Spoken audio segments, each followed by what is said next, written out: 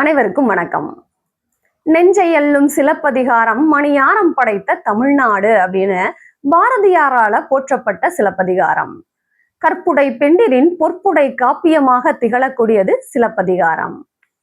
சிலப்பதிகாரம் குடிமக்கள் காப்பியம், முத்தமிழ் காப்பியம், நாடக காப்பியம், தேசிய காப்பியம், ஒற்றுமை காப்பியம் அப்படின்னு பல சிறப்புகளை உடையது.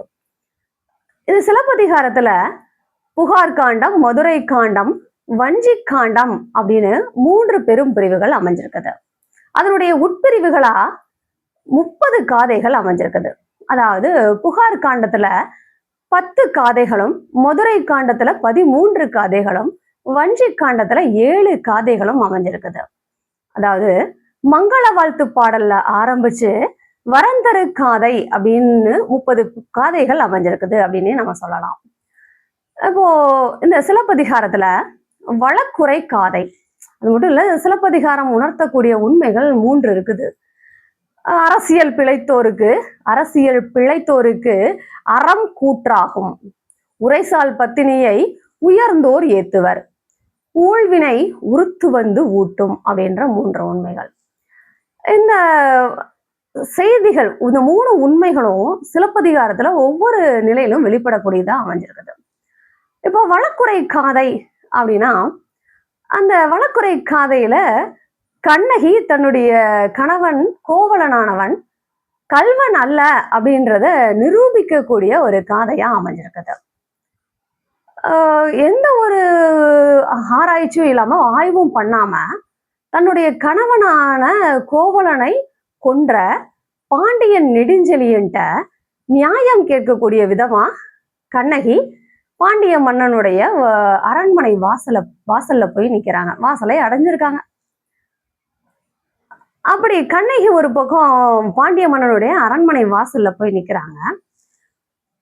இப்ப நமக்கு வழக்குரை காதை ஆரம்பிக்கும் போதே, ஆங்கு குடையோடு கோள்வியில நின்று நடுங்கும் கடைமணி இன்குரல் காண்பன் கான் எல்லா திசையிரு 4ம் அதிர்ந்திடும், அன்றி கதிரை இருள் விழுங்க காண்பன் அப்படின்னு ஆரம்பிக்குது. அதாவது ஒரு பக்கம் கண்ணகி பாண்டிய மன்னன்ட்ட நியாயம் கேட்கறதுக்காக அரண்மனை வாசல்ல நிக்கிறாங்க. இன்னொரு பக்கம் அரண்மனைக்குள்ள கோப்பெருந்தேவி, அதாவது பாண்டிய மன்னனுடைய மனைவி பாண்டிமாதேவி, தீய கனவு கண்டதா தன்னுடைய தோழிட்ட உரைச்சிட்டு சொல்லிட்டு இருக்காங்க. அப்படி என்ன கனவு கண்டாங்க? தீய கனவுகள் அப்படின்னா, குடையோடு, அதாவது வெண்கொற்ற குடையோடு செங்கோலோ நிலத்துல சரிஞ்சு விழுந்துருச்சு. அரண்மனை வாசல்ல இருக்கக்கூடிய ஆராய்ச்சி மணி இடைவிடாமல் ஒழிச்சுட்டே இருக்குது. அந்த சத்தம் நம்ம உள்ளத்துல கேட்கக்கூடியவங்களுக்கு எல்லாம் ஒரு அதிர்வை ஏற்படுத்தக்கூடிய விதமா, ஒரு பயத்தை ஏற்படுத்தக்கூடிய விதமா அமைஞ்சிருக்குது அப்படின்னா, அதோட 8 திசைகள்லையும் கேட்கக்கூடிய 8 திசைகளும் அதிரும்படியான சத்தமும் கேட்குது. கதிரை இருள் விழுங்க கண்டேன். சூரியன் இருக்காருங்க, சூரியனை இருள் அப்படியே சூழ்ந்து மறைச்சிற மாதிரி. அதாவது இப்ப பகல் பொழுதுனா நம்ம சொல்லுவோம், வெளிச்சமா ஒரு 10 மணிக்கு பகல் பொழுது எப்படி இருக்கும், அந்த பகல் பொழுது இரவுல 12 மணிக்கு எப்படி இருள் சூழ்ந்த பகுதியா இருக்குமோ, அது மாதிரி அந்த பகல் பொழுது முழுவதும் இருளால சூழப்பட்டதா சூரியனுடைய ஒளி மங்கி மறைச்சு அப்படியே இருளாக காட்சி அளிக்குதாம். அடுத்தது இரவு நேரத்துல வானவில் தோன்றுது. பகல்ல விண்மீன்கள் எரிஞ்சு அப்படியே நிலத்துல கீழே விழுகுதாம். இப்படியெல்லாம் பாண்டிமாதேவி கனவு கண்டதா தோழிட்ட சொல்றாங்க. இங்க தான் கண்ட கனவை பாண்டிமாதேவி திரும்ப சொல்றாங்க. இங்க இளங்கோவடிகள் மறுபடியும் அந்த கனவுகளை பதிவு பண்றாரு. இப்ப நம்மளே இருக்கோம், நமக்கு ஏதாவது ஒரு அதிர்வு, ஏதோ ஒரு கவலை, ஒரு நிகழ்வு நடக்குது அப்படின்னா நம்முடைய மனசு அதையே திரும்ப திரும்ப நினைச்சிட்டு இருக்கோம். அது மாதிரிதான் இங்க கோப்பெருந்தேவி தான் கண்ட கனவை திரும்ப சொல்ற மாதிரி அடுத்த இளங்கோவடிகள் பாடலை பதிவு செய்யறாரு. செங்கோலும் வெண்கொற்ற குடையும் செறி நிலத்து வீழ்ந்து அப்படின்றாங்க. திரும்பவும் சொல்றாங்க இந்த கண்ட கனவு முழுவதும். இங்க வெண்கொற்ற குடையும் செங்கோலும் அதனுடைய இடம் என்ன, ஒரு அரசனுக்கு பங்கு என்ன அப்படின்னு பார்த்தோம்னா, ஒரு அரசன் வெற்றி பெற்றுட்டான் அப்படின்னா அந்த வெண்கொற்ற குடையை வந்து அரசன் வந்து வெற்றி பெற்றதுக்கு அப்புறம் அந்த வெண்கொற்ற குடையை அரசனோட சேர்ந்து வெண்கொற்ற குடையும் வர மாதிரி அமைச்சிருப்பாங்க. இங்க சிலப்பதிகாரத்திலயும் அதுதான் பண்றாங்க. அதே போல பகைவனை வந்து தோற்கடிக்கணும் அப்படின்னா வெண்கொற்ற குடைய வந்து அழிச்சிட்டாலே அவன் சிறந்த வீரன் அப்படின்னு வந்து கருதப்படக்கூடிய வழக்கம் வந்து நம்ம சங்க காலத்துல இருந்திருக்குன்றத நம்முடைய இலக்கியங்கள் நமக்கு எடுத்து சொல்லுது. சரி, இந்த வெண்கொற்ற குடை சொல்றோம் இல்லையா, வெண்கொற்ற குடை, வெண்மையான கொற்ற குடை அப்படின்னு சொல்லலாம். இந்த வெண்மை நிறம் இதனுடைய சிறப்பு என்ன? அதாவது இப்ப வேற ஒண்ணும் இல்ல, வெள்ள மனசுக்காரன் அப்படின்றோம். அப்படின்னா கள்ளங்கபடம் இல்லாத நல்ல உள்ளம் படைச்சவங்கள வெள்ள மனசுக்காரன் அப்படின்றோம். அதுபோல ஒரு அரசனானவன் குடிமக்கள்கிட்ட அன்பு செலுத்தக்கூடியவனா, எதையும் எதிர்பார்க்காம அன்பு செலுத்தக்கூடியவனா இருக்கணும். அதுதான் இங்க வெண்மை நிறம் நமக்கு கொடுக்குது. அது மட்டும் இல்ல, தூய்மையான அப்படின்றது வெண்மைக்கு ஒரு அர்த்தம் வந்து நம்ம சொல்லலாம். அது போலதான் இங்க சொல்றாங்க. இப்ப நம்ம நிறைய தலைவர்களே நம்ம எடுத்துக்கிட்டோம்னா தங்களுடைய உடையில வந்து அந்த வெண்மை நிறத்தை காட்டுவாங்க. அந்த வெண்மை நிறம்ன்றது உடல்ல மட்டும் கிடையாது, நம்முடைய உள்ளத்திலும் மக்களுக்காக நாட்டுக்காக சேவை செய்ய பிறந்திருக்கோம் அப்படின்றத சொல்லக்கூடிய விதமா வெண்மை நிறம் அமைஞ்சிருக்குது. சரி, அடுத்ததா கொற்றம் அப்படின்னா வெற்றியை குறிக்கக்கூடிய விதமாகவும் ஒரு அரசனுடைய அரசு வந்து நிர்ணயம் செய்யக்கூடிய அதிகாரத்தை சொல்லக்கூடிய விதமா அமைஞ்சிருக்குது.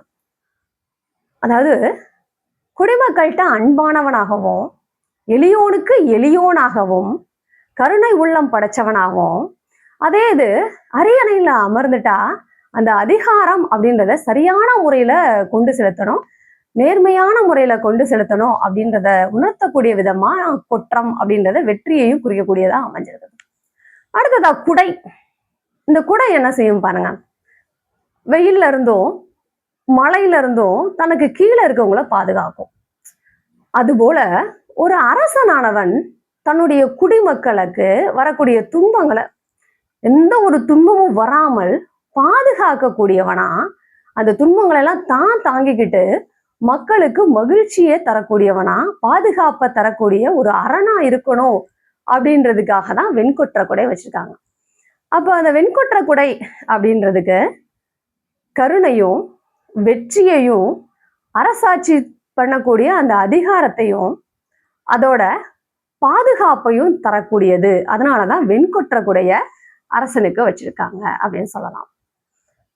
இந்த சேர சோழ பாண்டியர்கள் 3 பேருடைய ஆட்சியிலையும் அதாவது இந்த சங்ககால பாடல்கள்ல வெண்கொற்ற குடைய பத்திய பதிவுகள் நிறைய கொடுத்திருக்காங்க. இங்க சிலப்பதிகாரத்திலையும் அப்படிதான் கொடுக்குறாங்க. சரி, அடுத்து செங்கோல், செம்மையாகிய கோல். செம்மை அப்படின்னாலே நேர்மை அப்படின்னு சொல்லலாம். அதாவது நீதி நெறி தவறாமல் அப்படின்னு பொருள். நேர்மையாகிய ஒரு அரசாட்சி முறைய கொடுக்கக்கூடியவனாக இந்த அரசன் இருக்கணும். கோல் அப்படின்னா தண்டு. நேர்மையாக செங்கோல் வளையாமல் அரசாட்சி செய்யக்கூடியவங்களா அரசர்கள் இருந்திருக்காங்க அப்படின்றதையும் நம்ம பார்க்கலாம். அப்படி இருக்கக்கூடிய அந்த செங்கோலும் வெண்கொற்ற கூடையும் நிலத்துல சரிஞ்சு விழுந்துருச்சுன்னா அது ஒரு தீய நிமித்தம்னா சகுனம் அப்படின்னு சொல்றாங்க. அது போல திரும்ப இந்த தகவல்லாம் சொல்றாங்க. என்னெல்லாம் தன்னுடைய கனவுல வந்துச்சு, வெண்கொற்ற கொடியும் செங்கோலும் நிலத்துல விழுந்துருச்சு, அதுக்கு அடுத்தபடியா சூரியனை இருள் விழுங்க கனவு கண்டேன், வாசல்ல இருக்கக்கூடிய ஆராய்ச்சி மணிகளுடைய சத்தம் அதிரும்படியா கேட்டேன், சூரியனை இருள் விழுங்கினதோட மட்டும் இல்லாம பகல்ல இதெல்லாம் நடக்கக்கூடாதோ அதெல்லாம் நடக்குதாங்க. பகல்ல விண்மீன்கள் எரிஞ்சு விழுகிற மாதிரியும் இரவு நேரத்துல வானவில் தோன்ற மாதிரியும் கனவுகள். அது மட்டும் இல்ல 8 திசையும் அதிரும்படியான ஒளி கேட்கக்கூடியதாகவும் பாண்டிமாதேவி கனவு கண்டாங்க. இப்படி இந்த கனவுகள் எல்லாம் ஏதோ ஒரு தீய நிமித்தம் வந்து நடைபெற போகுது அப்படின்றத உணர்த்தக்கூடிய விதமா இருக்குதுன்றத இளங்கோவடிகள் பாண்டிமாதேவியினுடைய அதாவது கோப்பெருந்தேவியினுடைய சொல் மூலமா புலப்படுத்துறாங்க. ஏதோ வருவதோர் துன்பம் உண்டு, அதனால நான் போய் இந்த செய்தியெல்லாம் அந்த கனவை போய் பாண்டிய மன்னன்ட்ட நான் சொல்லிட்டு வர்றேன் அப்படின்னு கோப்பெருந்தேவி பாண்டிய மன்னனை பார்க்கறதுக்காக போறாங்க. ஒரு அரசு இல்லையா அவங்க, அதனால அவங்க கிளம்பு பாண்டிய மன்னனை பார்க்க போகும்போது படை பரிவாரம் புடைசூழ போறாங்க. அப்படி அவங்க போகும்போது என்னென்ன படை பரிவாரங்கள்லாம் வருது அப்படின்றத நம்ம பார்க்கலாம். அடுத்தது இங்க அதான் சொல்றாங்க, கனவு கண்ட கனவு, அதுக்கப்புறம் என்னென்ன படை பரிவாரங்கள். ஆடி ஏந்தினர் அப்படின்றாங்க. ஆடினா கண்ணாடி ஏந்தினாங்க. களன் ஏந்தின அப்படின்றாங்க, அதாவது அணிகலன் ஏந்திய பெண்கள். அணிகலன்கள் இருக்கக்கூடிய தட்டை வந்து கையில வச்சுக்கக்கூடிய பெண்கள் இருக்காங்க. அரசமாதேவி கூட வரக்கூடியவங்க. அணிகலன் நல்ல ஒளி வீசக்கூடிய அணிகலன்களை அணிஞ்ச பெண்கள் புதுசா இருக்கக்கூடிய நூலாடைய ஒரு தட்டுலையும் பட்டாடைய இன்னொரு தட்டுலையும் வச்சுட்டு வர்றாங்க. அதோட அழகான வெற்றிலை தட்டை சில பேர் கையில ஏந்திட்டு வர்றாங்க. வண்ணப்பொடியும் சுண்ணப்பொடியும் அதோட நறுமணம் கமலக்கூடிய கத்தூரி குழம்பு அப்படின்றாங்க, அதையும் கையில ஏந்திருக்கக்கூடிய பெண்கள் வர்றாங்க. இங்க பூக்களை சொல்றாங்க, கண்ணி ஏந்தினர் பிணையல் ஏந்தினர் அப்படின்னு. கண்ணி அப்படின்னா பூச்சரங்களை வந்து ஒரு தட்டுலையும் இன்னொரு தட்டுல பூ மாலைகளை ஏந்தினவங்களாவும் வர்றாங்க, பெண்கள் வர்றாங்க. கொஞ்சம் சில பேர் அப்படியெல்லாம் வர்றாங்க. அதுக்கப்புறம் அரசினா சும்மாவா, வெண்சாமரம் வீசிக்கிட்டு ஒரு பெண் வர்றாங்க. நறுமணம் கமலக்கூடிய தூபங்களை, அதாவது இந்த சாம்பிராணி இந்த மாதிரி எல்லாம் இருக்கும் இல்லையா, அந்த மாதிரி நறுமண தூபங்களை காட்டியபடி சில பெண்கள் வர்றாங்க. இதோட அந்த அரசவையில எல்லாருக்கும் வேலை வாய்ப்பு உண்டு அப்படின்றத பாருங்களேன், இப்ப இருக்கக்கூடிய அரசாட்சி முறையையும் அந்த காலத்திலேயே நிர்ணயிச்சிருக்காங்க. அதாவது அந்த அரசவையில வளைந்த முதுகினை உடைய கூன் விழுந்தவங்களுக்கும் வேலை வாய்ப்பு இருக்குது, குள்ளர்களுக்கும் வேலை வாய்ப்பு இருக்குது, வாய் பேசாதவங்களுக்கும் வேலை வாய்ப்பு இருக்குது அப்படின்றத சொல்றாங்க. சின்ன சின்ன பணிகளை செய்யக்கூடியவங்க அங்க இங்கேயும் அப்படியே கூட வர்றாங்க, புடைசூழ வர்றாங்க அரச மாதேவி. அதுல முக்கியமானது நரை விரவிய கூந்தலர் அப்படின்றாங்க. அதாவது வயசானவங்களுடைய ஆசீர்வாதம் என்னைக்குமே நம்மளை நல்லபடியா வாழ வைக்கும். நம்முடைய செயல்கள் ஒரு பக்கம் இருந்தாலும் அவங்களுடைய மனம் கோணாம நடக்கணும் அப்படின்றதுக்காக இங்க சிலப்பதிகாரத்துல பதிவு பண்றாங்க. அரசமாதேவி வரும்போது நரை விரைய கூந்தலை உடைய முது பெண்டிர் அப்படின்றாங்க, வயதான பெண்கள் வாழ்த்துறாங்க பாண்டி மாதேவிய. இது எப்படின்னா, நீரால சூழப்பட்ட இந்த உலகம் முழுவதையும் தன்னுடைய வெண்கொற்ற குடை கீழே அரசாளக்கூடிய பாண்டிய மன்னனுடைய பட்டத்தரசி பாண்டிமாதேவி வாழ்க அப்படின்னு வாழ்த்துறாங்க. யாரெல்லாம் வாழ்த்துறாங்க அப்படின்னா, அங்க இருக்கக்கூடிய பணிப்பெண்கள், அதாவது சேடி பெண்களும் தோழிகளும் வாழ்த்துறாங்க பாண்டிமாதேவி. அது எப்படி வாழ்த்துறாங்கன்னா, பாண்டிமாதேவி ஒவ்வொரு அடியை எடுத்து வைக்கும் போதெல்லாம் வாழ்த்துறாங்க அப்படின்ற குறிப்பு சொல்றாங்க. சரி, இப்போ இப்படி தோழிகள்லாம் புடைசூழ பாண்டிமாதேவி பாண்டிய மன்னனை பார்க்க வந்துட்டாங்க. வந்த உடனே தனக்கு என்ன நேர்ந்தது அப்படின்றத சொல்ல போறாங்க. அப்ப பாண்டிய மன்னன் எப்படி உட்கார்ந்துருக்காரு அப்படின்னு பார்த்தோம்னா, அறிவா ஏந்திய அமளி மிசை அப்படின்றாங்க. அறிவா அப்படின்னா சிங்கம் அப்படின்னு அர்த்தம். சிங்கம் முத்திரை அதாவது பொதிக்கப்பட்ட அப்படின்னு அர்த்தம். அதாவது பதிக்கப்பட்டிருக்கக்கூடிய. அமளி அப்படின்னா இருக்கை அப்படின்னு பொருள். இந்த இடத்துல அரசனுடைய இருக்கை அப்படின்னா சிம்மாசனம். அந்த சிம்மாசனத்துல அரியணையில அரசன் வீற்றிருக்கான். அப்படி வீற்றிருக்கும் போது அவனுடைய திருவீல் மார்பினன் அப்படின்னு சொல்றாங்க. அதாவது லட்சுமி உறையக்கூடிய வாசம் செய்யக்கூடிய மார்பை உடைய பாண்டிய மன்னன். அந்த பாண்டிய மன்னன் இருக்கையில சிங்காசனத்துல அமர்ந்திருக்கான். அப்படி இருக்கக்கூடிய பாண்டிய மன்னன்ட்ட பாண்டிமாதேவி தனக்கு நேர்ந்த கனவுகள் எல்லாம் சொல்லிட்டு இருக்காங்க. ஒரு பக்கம் இப்படி சொல்லிட்டு இருக்கும் போது நம்ம கண்ணகியை பார்ப்போம். கண்ணகி அரண்மனை வாசல்ல நிக்கிறாங்க பாண்டிய மன்னனை பாக்குறதுக்கு. அப்ப எல்லாத்துக்கும் ஒரு முறை இருக்கணும் இல்லையா? அனுமதி இல்லாம எந்த இடத்துக்கும் நம்ம போகக்கூடாதுன்றத அப்பயே இளங்கோவடிகள் அவ்வளவு நாகரிகமா சொல்றாரு. கண்ணகி வாட்டுக்கு அப்படியே நேரம் அரண்மனைக்குள்ள நுழைஞ்சு வந்துடல, மன்னனை பார்க்கணும்னு அனுமதி கேட்குறாங்க. எங்க?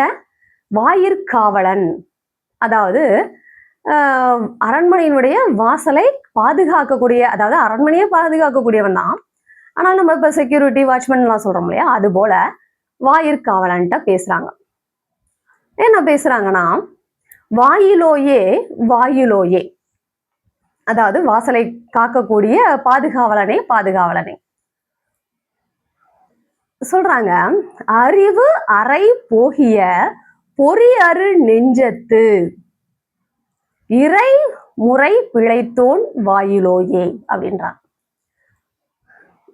எதைய யோசிச்சு பண்ணணும், என்ன பண்ணணும்ன்ற அறிவே இல்லாத, கருணைன்றதே இல்லாத, இறைமுறை, ஒரு அரசன் வந்து கடவுளுக்கு சமமா சொல்லுவாங்க, அந்த அந்த நெறியிலிருந்து தவறிய பாண்டிய மன்னனுடைய அரண்மனை வாசலை பாதுகாக்கக்கூடிய வாயிற்காவலனே. கண்ணகியினுடைய அறிவு திறம் பார்த்தீங்களா, இங்க அதை சொல்றாரு, இளங்கோவடிகள் பதிவு பண்றார். காக்கக்கூடிய வாயிற்காவலனே, கணவனை இழந்த கடையகத்தாள், உன்னுடைய பாண்டிய மன்னன்ட்ட போய் சொல்லு.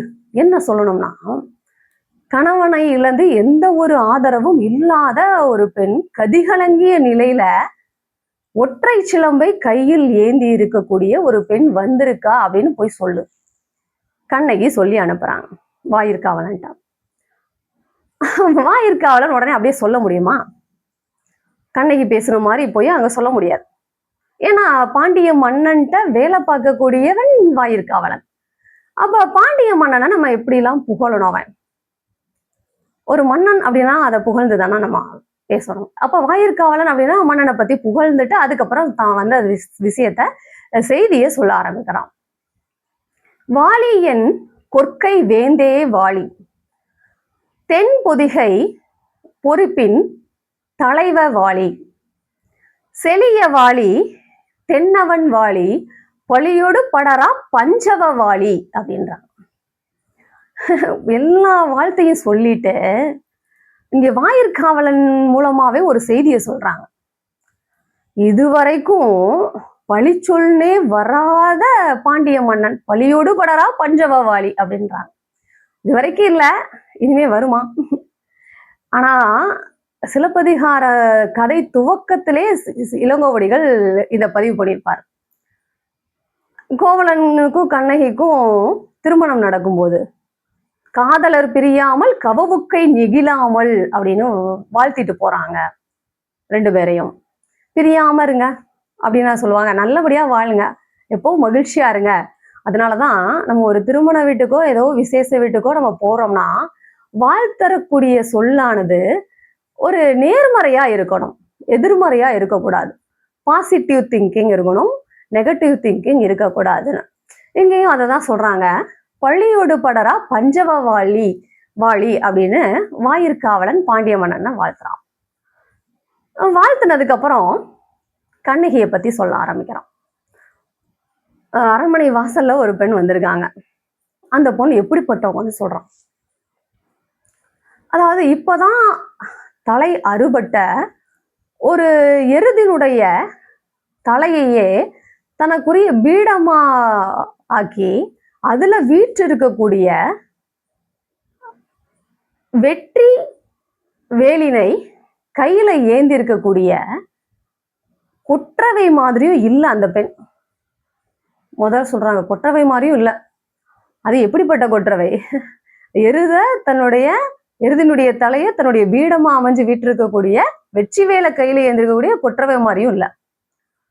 அடுத்து ரெண்டாவதா சொல்றாங்க, 7 கன்னியர்கள்ல கடைசியா நிறைவா இருக்கக்கூடிய 7வது இளைய பிடாரி அப்படியும் கிடையாது பார்த்தா. 3வதா ஒரு ஆளை சொல்றாங்க, காளி தேவி.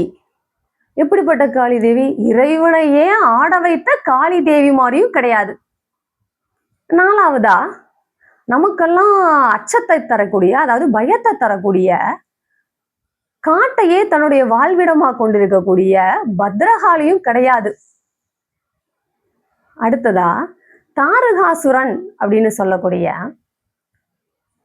அந்த அசுரனுடைய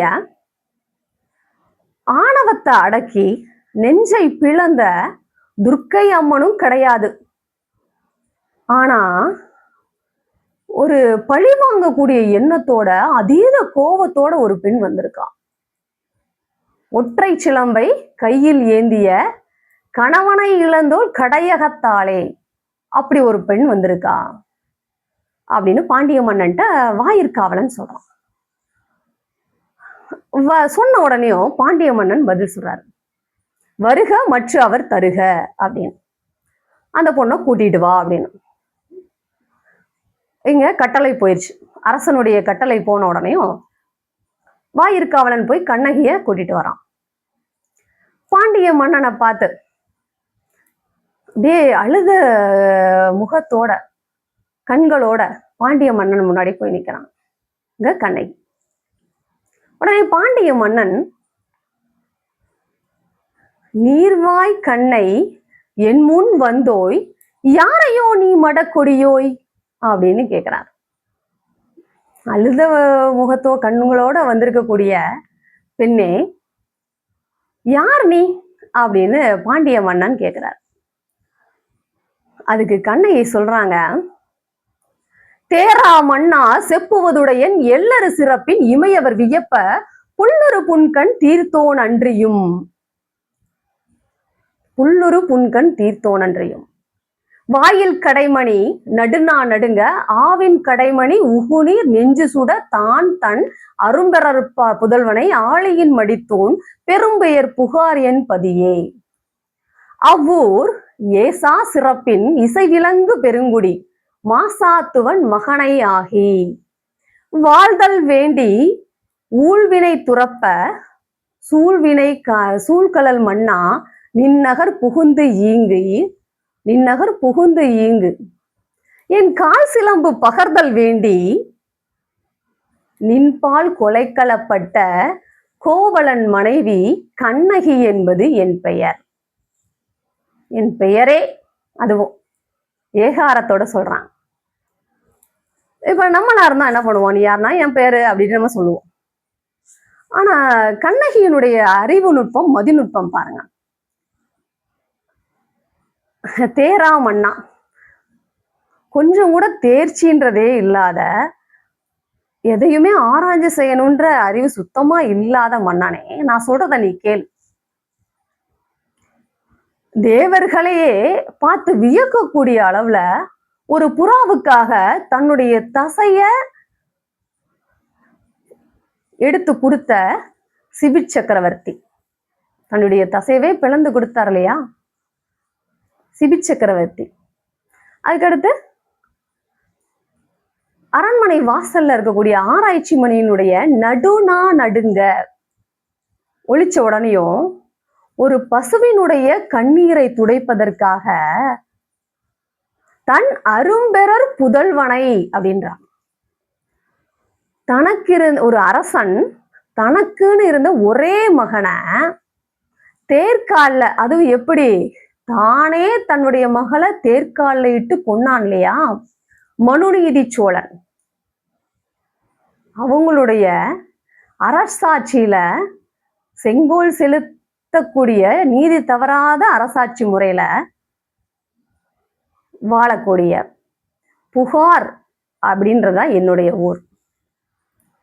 எவ்வளவு ஒரு அறிமுகம்ன்றது எவ்வளவு அருமையான ஒரு விஷயம்.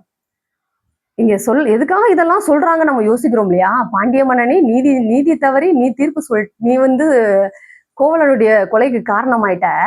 ஆனா எங்களுடைய வம்சம் சோழ வம்சம் எப்படிப்பட்டது தெரியுமா. சிபி சக்கரவர்த்தியும் மனுநீதி சோழனையும் சொல்றாங்க. எதுக்காக, அதுவும் ஒரு புறாவுக்காகவும் ஒரு பசுவினுடைய துயரத்தை துடைக்கிறதுக்காகவும் தன்னுடைய மகனையே தேர்கால இட்டு கொண்ட மனுநீதி சோழனுடைய வம்சத்துல வந்தவன் நான் கண்ணகி. அந்த ஊர்ல ரொம்ப, அதாவது புகழுக்கே பெருமை உடைய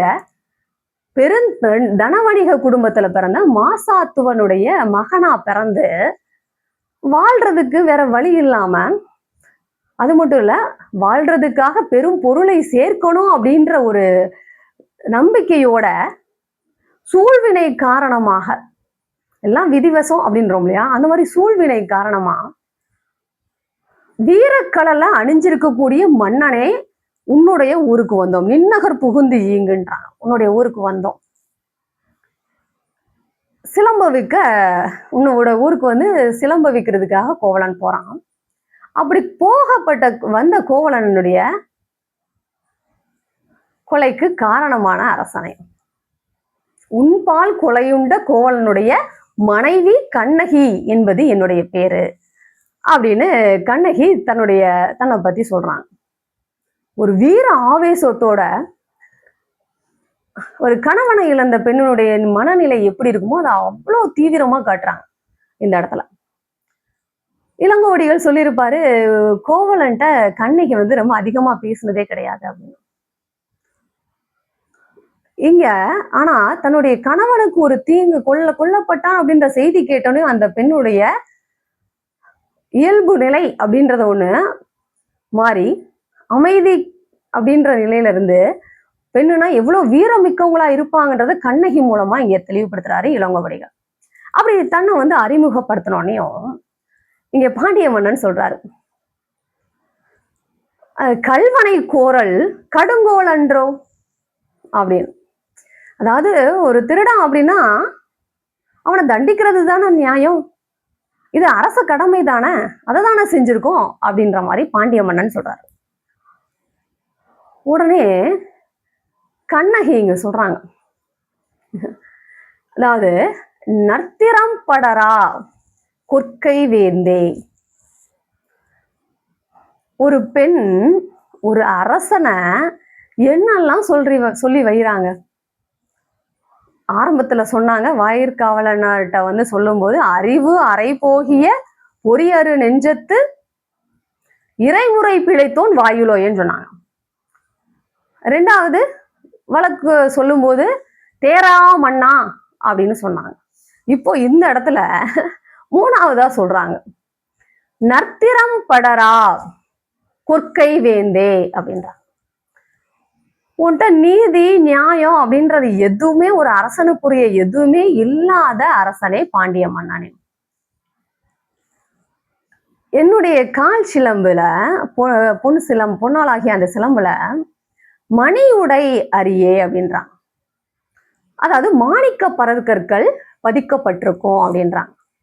உடனே பாண்டிய மன்னனுக்கு இதுவும் நல்லதா போச்சு, நீ சொல்லக்கூடியது நல்ல விஷயம், தேமொழி உரைத்தது செவ்வை ஆகுமதி அப்படின்றாங்க. செவ்வை நன்றே அப்படின்ட்டார். நீ சொன்னது ஒரு விதத்துல நல்லதா போச்சு அப்படின்ட்டு சிலம்பை எடுத்துட்டு வர சொல்றாங்க. அதாவது கோவலன் கல்வன் குற்றம் சாட்டப்பட்டு இந்த சிலம்பை தான் திருடுனா அப்படின்னு சொன்னாங்களே, அந்த சிலம்பை எடுத்துட்டு வர சொல்றாங்க. எடுத்துட்டு வந்து கண்ணகி முன்னாடி வைக்கிறாங்க. கண்ணகி அந்த சிலம்பை எடுத்து நிலத்துல அப்படியே வீழ்ந்து தூக்கி எறிகிறாங்க.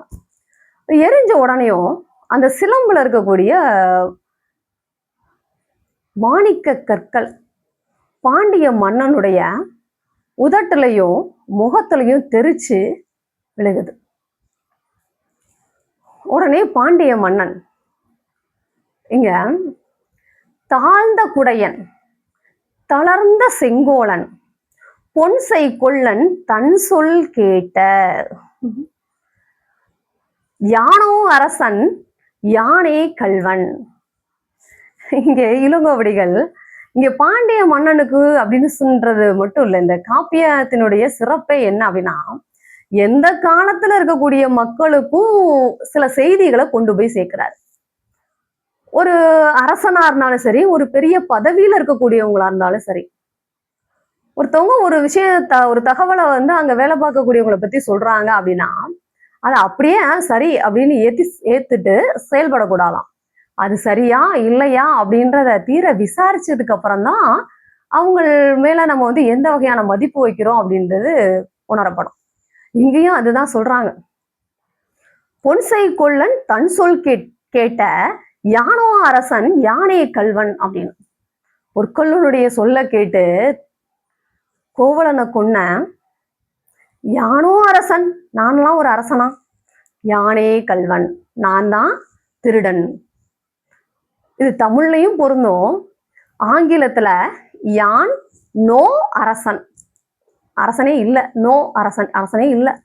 யான் ஏ கல்வன், நான் ஒரு கல்வன் அப்படின்னு பாண்டிய மன்னன் தன்னுடைய தவற உணர்ந்து, இந்த பழிச்சொல்லானது இந்த உலகம் முழுவதும் கடலால சூழப்பட்ட இந்த உலகம் முழுவதையும் அரசாட்சி செய்யக்கூடிய என்னுடைய தலைமுறையினருக்கு எல்லாருக்கும்ல வந்து சேரும்.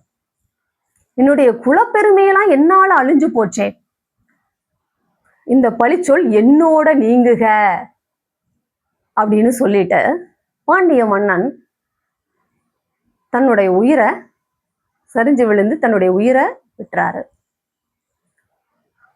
உடனே பக்கத்துல இருந்த பாண்டிமாதேவி கணவனை இழந்தோருக்கு காட்டுவது இல், இளங்கோவடிகள் பதிவு பண்றாரு. இப்போ ஒரு இடத்துல ஒரு அப்பா இல்லை அப்படின்னா அந்த இடத்த சொல்லுவாங்க, நான் அப்பா மாதிரி இருந்து உனக்கு எல்லாம் செய்றேம்மா. அம்மா இல்லைன்னா நான் அம்மா மாதிரி இருந்து உனக்கு எல்லாம் செய்றேன், நான் அம்மா மாதிரி நினைச்சுக்கோ அப்படின்னு சொல்லலாம். அதே ஒரு சகோதரனோ சகோதரியோ சொன்னாங்கன்னா அந்த இடத்துலயும் நம்ம ஈடு செய்யலாம். என்ன, உன்னுடைய சகோதரன் மாதிரி நினைச்சுக்கோ, ஒரு சகோதரி மாதிரி நான் எல்லாம் உனக்கு பண்றேன் அப்படின்னு. ஆனா கணவன் இழந்துட்டா சொல்ல முடியாது. அதுதான் கணவனை